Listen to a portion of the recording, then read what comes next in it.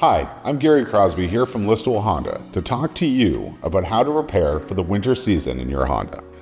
Every Ontario driver knows that it can be a dangerous time to be on the road. Let's make it a little safer by providing you with these winter preparation tips for your Honda.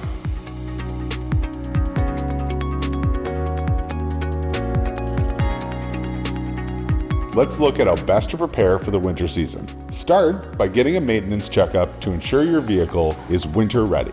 This can be done on its own or during a regularly scheduled maintenance. Our certified technicians will locate any trouble areas before they become a problem.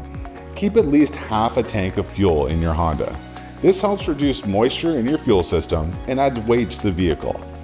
Make sure you have an ice scraper in good condition and washer fluid rated for minus 40-degree weather. Put together a winter survival kit.